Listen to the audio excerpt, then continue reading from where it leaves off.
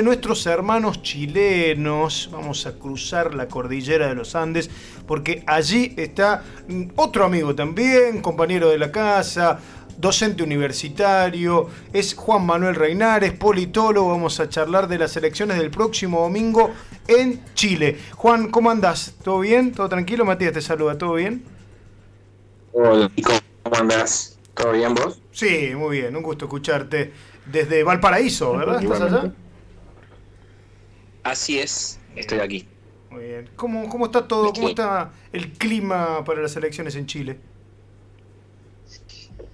A ver, en realidad me parece que en los últimos meses había como cierta claridad o cierto consenso en que es la elección de Kast.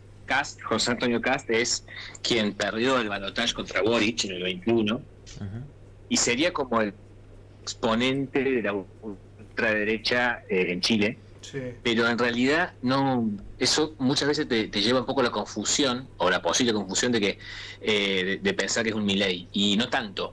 Me parece que si hay que hacer un traslado rápido a la situación argentina, como para entenderlo más o menos así, es más parecido a Villarroel. Es decir, es un sector conservador, defensor de la última dictadura militar en Chile, ¿no? La de Pinochet del 73 al 80 y al 90, digamos.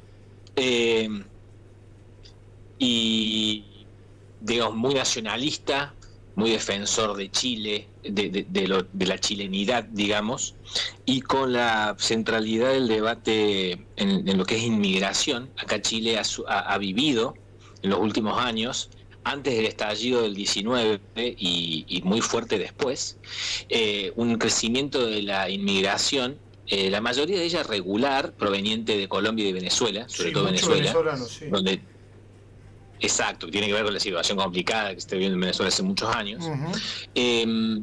Pero también algo de inmigración irregular en el norte, particularmente en la zona de Arica. Hay una compañera que es especialista en lo que es migración de esa zona de la frontera, que es la Angélica Albitis, investigadora de Confines, socióloga por nuestra universidad. De paso hacemos el chivo. Y bueno, conversando me acuerdo con ella de lo que es, digamos, el debate sobre la inmigración en Chile estaba mucho más escorado hacia la derecha, pensando en las coordenadas argentinas. Digamos, acá tanto la propuesta de izquierda como de derecha hace mucho hincapié en la mano dura, y ahí Kast ha hecho mucha base, y con eso viene sosteniendo, digamos, una campaña bastante tranquila, si se quiere, como para sacar, no ganar la primera vuelta, pero sí ganar la segunda vuelta, que va a ser en diciembre. Entonces uno puede ver eso, primero, el protagonismo de José Antonio Kast, que es una ultraderecha no tan radicalizada ni disruptiva en términos estéticos y en propuesta, sino más bien pensando eso, mano dura, defensa de la chilenidad en este contexto de la inmigración. Y del otro lado, del lado de la izquierda, está Janet Jara, que fue la ministra del Trabajo, ministra de Trabajo acá de Chile, que renunció para ser la candidata del Partido Comunista en las internas, ganó las internas por amplio margen. Se competía la ex ministra de Trabajo Jara contra la ex ministra del Interior, Carolina Toa, y había otros candidatos menores, pero bueno, ellas dos se llevaban toda la marca, digamos, y Jara ganó muy tranquila en esas internas y se convirtió en la referente de la izquierda, no solamente del oficialismo, digamos, del gobierno del hoy saliente Boric, sino en general de toda la izquierda. Entonces ahí tenés como los dos grandes exponentes en la contienda. Probablemente Jara gane en primera vuelta, pero la duda está en si le alcanza para juntar los votos para después ganar en la segunda vuelta, ¿no? Sí. Che, Juan, y por último, sí. Perdón. Dale. Porque vos sabés que te termino con estos dos, porque del lado de la derecha hay otros dos referentes.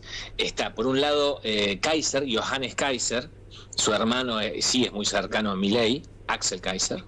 Él sí viene del Partido Libertario Nacional, podríamos pensarlo más como un Milei de este lado, un tipo no tan disruptivo en términos estéticos, pero sí con una propuesta bien libertaria, con la idea con esa repetición al cansancio de la idea de libertad. y que están viendo si llega tercero o cuarto, disputando ahí cabeza a cabeza con Evelyn Matei, que es la representante, digamos, de la derecha más tradicional chilena, en la coalición de los dos partidos tradicionales de la derecha, que son el UDI y la RN, que viene de lo que es el piñerismo, digamos, de lo que fue los gobiernos de Piñera. Entonces ahí se está peleando una derecha media fragmentada para la primera vuelta, por eso Jara tranquilamente gana la gana a esa primera vuelta, según lo que dicen todos los sondeos. Sí. Pero hay que ver que en la segunda vuelta, si las derechas se suman o más o menos se combinan, se articulan, probablemente haya un escenario de segunda vuelta para la derecha.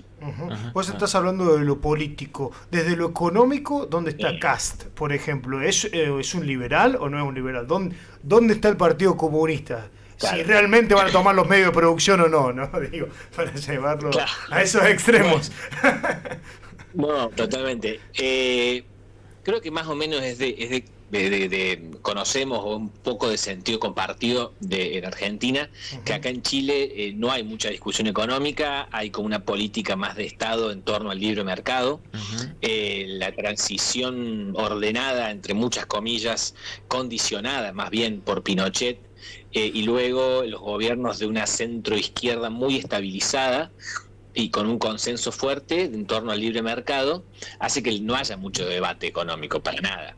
Que sea Jara la representante de lo que sería el pacto electoral por centro-izquierda, que venga del Partido Comunista, en realidad es como medio un chiste, porque decirle chiste fuerte, pero es raro porque claramente de comunista en ese sentido no tiene nada, pero el Partido Comunista es un partido de mucha base militante acá en Chile, mucha presencia en las universidades, entonces decir comunista significa decir mucho para la historia de la militancia chilena, pero en realidad en términos de programa partidario, para que se dé una idea, Jara, como cuando era ministra ministra de Trabajo, y militante del Partido Comunista desde el principio, etcétera, la reforma que hizo del sistema de pensiones fue una reforma muy liviana, muy light.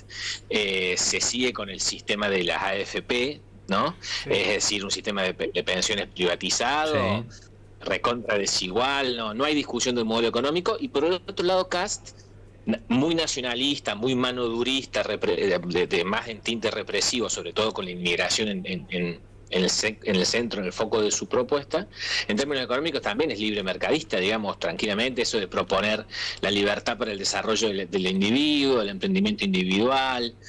Eso me parece que es parte de cierto, también entre comillas, un consenso a fuerza de mucha represión durante los 70 y los 80, y también los 90 en términos políticos, que hace que acá se discuta poco la cuestión económica.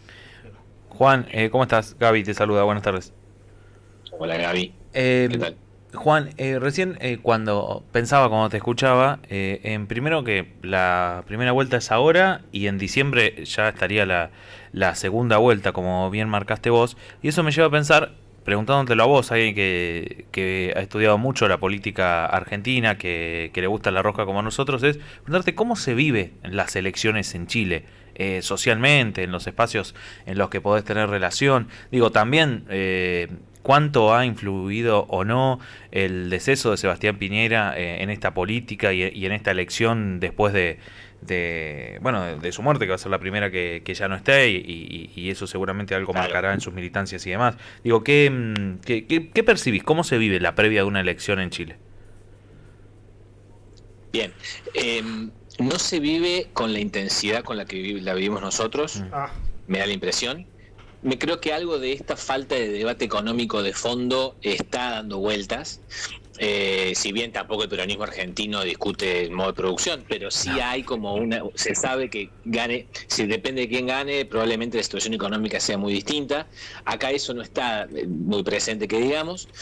Sí, igual hay discusión política, se lo ven en los medios, tenés mucha presencia de personas con banners, con banderas, repartiendo folletos. Obviamente hay ahí una, ¿cómo le puedo decir?, color proselitista, digamos, en la previa. Ya estos días ya hay veda de encuestas, no hay números, pero sí creo que el jueves arranca la veda electoral, pero sí se están repartiendo un montón de folletos, sobre todo lo que son los candidatos a diputado y diputada, y también senador y senadora, que acá ese sistema no es por lista, es por voto, digamos, a la persona, ¿no? Al nombre. Entonces ¿Tipo eso un hace cargo que haya como ejecutivo? campañas bastante amateur. ¿Perdón? ¿Tipo un cargo ejecutivo, digo, se vota? Digo, por No, nombre. son cargos Claro, pero son cargos cada diputado, por ejemplo, el distrito 7, que corresponde a Valparaíso y Viña del Mar y otras ciudades, tiene 8 diputados para cubrir en el Congreso, en la Cámara, y cada uno de esos nombres se elige, cada persona cuando va a votar hace cruz sobre el nombre del candidato o la candidata. Bien. No votas lista. Entonces ahí tenés en realidad muchísimas pequeñas campañas de cada uno de los candidatos, que lo hace como un poquito más amateur, entre comillas, pero también mucho más cercano, mucho más parecido a la cultura legislativa quizás norteamericana o inglesa, donde se supone que el diputado o la diputada tiene vínculo más directo con su electorado, ¿no? Algo por el estilo. O sea, ahí también lo marca un poco la onda del proselitismo, ¿no? Con muchas figuras específicas, muchos nombres de gente que se se candidatea, digamos, a la diputación. Después, algo que decías vos, Gaby, que es importante, es que es la primera elección a presidente ya no solamente con la muerte de Piñera, sino con el proceso de que abrió el estallido en 2019, el 18 de octubre de 2019, y que no se cerró del todo, porque rápidamente, ¿qué pasó? Después del estallido del 19 vino la pandemia que aplacó mucho todos esos movimientos en las calles, pero igual hubo 2 procesos constituyentes, uno muy radical, de mucha ruptura, de mucha pretensión de transformación de la sociedad chilena, que terminó en un rotundo fracaso, fue rechazado por 2/3 del electorado, y después un segundo intento de transformación, de cambio de la Constitución, más vinculada a los sectores de derecha. Ahí Kast había hecho una muy buena elección en esa convención constitucional. Más que todo fue un intento de reforma con equipos técnicos. Si la primera convención fue como muy popular, muy democrática, la segunda fue mucho más acotada, mucho más técnica, y también la mayoría de la población rechazó esa constitución. Por eso hoy las chilenas siguen con la constitución de 1980, digamos, la constitución de Pinochet, para decirlo así. Sí. Con algunas reformas, varias reformas, han cambiado un montón de pequeñas cositas en el régimen electoral, incluso, pero en términos gruesos es la constitución del 80. Entonces es la primera elección donde ya ese proceso de algún modo se cerró, pero las demandas, las discusiones siguen en el aire. Entonces es un poco extraño entender dónde está parado Chile hoy. Yo no sabría decirle realmente, y no conozco a nadie que me lo haya podido resumir, porque, digamos, ha muerto el principal líder de la derecha de manera accidental. Igual se estaba bastante mayor, no sé si hubiese jugado para esta, igual que Bachelet, que terminó rápidamente diciendo que ella no jugaba en la política interna, está viendo si puede ser elegida secretaria en la ONU. Sí, más allá de si jugar o no jugar, digo, el hecho de su figura, imagino yo que debe haber tenido igual algún peso en la decisión que se pueda tomar, o no sé. Podría haberlo tenido, es verdad, podría haberlo tenido, pero claro, no se lo echó muy en falta, no hubo grandes referencias, digamos, a su ausencia en los últimos números que yo haya leído, ¿no? Eso por un lado. Y segundo, sobre todo, como les decía, el hecho de que es un proceso de transformación social muy importante, muy intenso, muy extenso también en Chile, porque fue en todo el país, el que abrió 2019, y que no se cerró del todo, como les decía, y fue objeto de discusión ahora cuando pasó el último 18 de octubre y un nuevo aniversario del estallido. Hay mucha derecha que levanta esto de que el estallido fue pura violencia y fue una conspiración, como casi un golpe de Estado, y la izquierda que trata de despegarse de lo que fueron los momentos más violentos de la manifestación, pero tratar de reivindicar la importancia de lo que fueron los procesos de organización popular que se mantuvieron durante esos días. Entonces eso también está muy, es transversal al debate que se abre.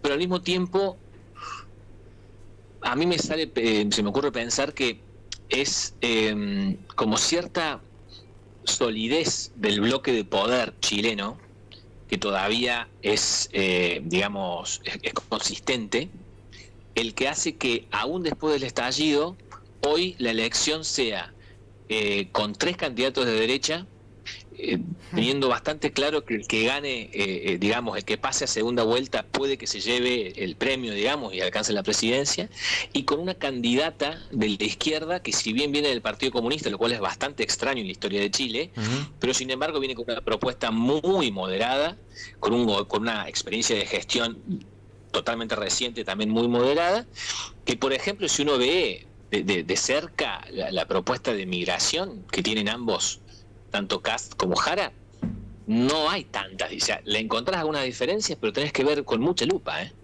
Digamos, no es que vos claramente ves la plataforma de Jara y decís, apa, acá hay muchas diferencias. Hay algunas, pero es un debate muy hacia el centro de, digamos, de la opinión pública, ¿no? Juan, ¿y esto de que el presidente no tenga reelección? ¿Qué rol juega un presidente en la campaña? ¿Qué pasa con eso? Digo, imaginémoslo en lo politizado que somos en Argentina, cuando ya sabemos que alguien no va a reelegir, cómo eso mueve muchísimo el amperímetro. Digo, ¿eso cómo se vive? Es realmente muy raro, y eso también te da pauta. Yo te digo que estos meses acá me han vuelto más institucionalista en los análisis, porque el cambio en las reglas de juego te cambia mucho ciertos resultados, los escenarios, ¿viste? Al tener efectivamente, al no tener reelección, la presidencia es medio que ocupa un lugar es raro. Por ejemplo, Boric es un tipo que me parece más preocupado por sostener su propia figura como líder, incluso como líder internacional, participando en mucha política exterior y discutiendo con Trump, aliándose con Lula. No parándose a saludar a Milei, que eso fue lo que se habló un poco acá. Exactamente, fue lo último que pasó estos últimos días. Cuando Boric dice algo que puede meterse en la discusión de la campaña, la opinión pública, o al menos la opinión publicada, digamos, la opinión mediática, es una opinión que rechaza ese tipo de posturas. Es como que se insiste mucho en lo institucionalizada que es la política chilena, se insiste mucho en que quien está gestionando no tiene que meterse en la campaña. Obviamente que lo debe hacer. Sin embargo, o sea, nosotros no nos enteramos, pero lo deben hacer, obviamente. Sí, claro. Yo por lo menos no mastico vidrio, pero se supone que no debe, ¿viste? Entonces, Boric además se preocupa por su propia figura, tiene una opinión bastante negativa de su gobierno, hay una opinión bastante negativa de su gobierno, pero no de su figura. Es como algo medio raro eso. Digamos, el Frente Amplio, que fue la fuerza novedosa con la cual llega al gobierno Boric, está muy mal vista. Es más, su candidato en la interna sacó, no sé si llegó a 5 o 6 puntos, pero Boric, particularmente un tipo muy joven, que irrumpió en la estética también de este país. Bueno, es más, me parece que está pensando más en de acá a 4 años, en ser el candidato de la izquierda, para ver de suceder quizás a Kast, digamos. Pero eso es algo particular. Y otra cosa que también es novedoso, que puede ser novedoso, digamos, acá en Chile, que es importante, es el tema de quién vota, porque esta es la primera elección presidencial, o ejecutiva y legislativa, digamos, la primera elección nacional, con voto obligatorio, que hasta la última no había. Claro. Esto es parte de las reformas que se hicieron, ¿o no? Sí, de algunas reformas, y es como acá hace unos años hubo voto obligatorio, después lo sacaron, no lo volvieron a poner. Es como un dato que para mí es muy relevante y que en Argentina es intocado, digamos, nadie discute que el voto es obligatorio. Acá se discute bastante. He conversado con colegas de izquierda que te dicen, no, ¿por qué tiene que ser obligatorio? Bueno, son como discusiones, ¿no?, de una cultura política distinta. Pero el tema es que no se sabe bien qué va a pasar con esos 5 millones de votos aproximadamente, que no iban a votar normalmente y que se supone que van a tender a votar más hacia la derecha, hacia un voto más antisistema, claro, o un voto más de anti-inmigrante. Me parece que se está llevando... Ay, justo Ay. se cortó un poquito ahí. No sé si no te digamos, escuché. tono. Sí, Juan, se cortó. ¿Qué nos decías? Retoma. Perdón. No sé en qué quedé, pero les decía, el tema del voto obligatorio Sí, es sí. un voto importante porque no se sabe bien. No se sabe bien cómo va a reaccionar esos 5 millones de votos que se supone que van a votar más hacia a la derecha, un voto más resignado, antisistema o incluso antimigrante, ¿no? Es muy importante la discusión sobre la migración acá, que se tiende rápidamente a vincular con el aumento de la inseguridad. Se está viviendo una crisis de inseguridad, sobre todo de sensación de inseguridad muy fuerte en Chile. Inclusive leí por ahí que hasta, bueno, la candidata comunista empezó a hablar de estos temas, ¿no? Porque un poco que la agenda y el focus lo llevaba a eso, a ella, a Jara. Totalmente. Por eso les decía que si uno ve el debate en términos de seguridad, que rápidamente se va para el lado de la migración, que no debería ser estrictamente lo mismo, pero el debate sobre seguridad es un debate sobre migración, y ahí uno no puede encontrar muchas diferencias entre Jara y Kast, o entre Jara y Matei. Y después, bueno, los otros, sí, las otras, en realidad no dije nada. Hay otros 3 o 4 candidatos, pero no suman más de 5 puntos entre ellos. Así que todo se disputa ahí entre Jara y Kast. Clarísimo. Juan, para cerrar, ahora es, digamos, la primera vuelta y casi seguro que va a haber balotaje, ¿crees? Sí, eso casi nadie lo discute. ¿Cuándo sería eso? Porque acá eso es el 13-14 de diciembre, 15 de diciembre. Bien. Ese domingo, digamos, sería. Sí. No recuerdo bien la fecha, 14. pero me parece que es... 14, bueno, domingo 14. Bien. Seguro que es ese día, tenés menos de un mes para la segunda vuelta. Acá el balotaje, para ganar en primera vuelta tenés que sí o sí obtener el 50% de los votos. No es una primera vuelta más tranqui como la nuestra, digamos, a partir de la reforma del 94. Creo que acá creo que se llama así, balotaje, primera vuelta calificada, ¿no? Por eso es muy difícil que nadie obtenga esos 50%, y por eso veo que la derecha se está disputando quién entra al balotaje, como les decía antes, porque en todos los sondeos, ya sea de izquierda o de derecha la encuestadora, acá hay como toda una todavía fuerte confianza en las consultoras. Hay 2 o 3 consultoras que prácticamente miden y largan resultados cada semana, entonces van como punteando lo que dicen los candidatos o candidatas y su efecto en las encuestas, de un modo que me llama poderosamente la atención. Pero bueno, acá es como que se lo considera, digamos, es parte de la discusión pública. Y en ese sentido, lo que sí me decían otros colegas que han vivido acá muchas elecciones y que están pendientes de lo que puede pasar con Jara, es que la segunda vuelta es otra elección. Que la segunda vuelta es otra elección que depende mucho de cómo le vayan las legislativas y de cómo los alcaldes y los líderes más territoriales pueden movilizar la segunda vuelta. Y el hecho de que Jara pueda llegar a apelar a decir que con un gobierno más consolidado en torno a su figura puede haber más estabilidad, convocando a quienes votaban a la vieja concertación de los 90 y capaz que en primera vuelta voten a Matei, pero en la segunda vuelta Kast les resulte demasiado disruptivo, demasiado ultra, claro. Entonces prefieren algo quizás más conocido como Jara. Eso no se sabe bien. También el hecho de que Jara sea del PC, nada menos y nada más, bueno, pone un signo de interrogación a ver qué puede llegar a pasar en esa segunda vuelta. Es decir, hay gente que lo ve un poco más abierto el escenario y hay gente que te dice que no, a menos que pase algo muy, muy, muy raro, un cisne negro muy negro, es muy probable que la segunda vuelta sea de Kast y que bueno, eso hable de un claro realineamiento con Estados Unidos, más que con Estados Unidos, cosa que en Chile no se discute mucho porque, digamos, tienen vínculo comercial muy aceitado, sí, pero sí con la política de Trump, sobre todo. Claro. Cast es un tipo que se ha visto mucho con Meloni, es del estilo de Meloni en Italia, para darse una idea. Bien. Y de Vox en España, ¿no? Entonces, y probablemente en términos también geopolíticos se alinee mucho más rápido con Milei. Sí. Uno puede esperar eso.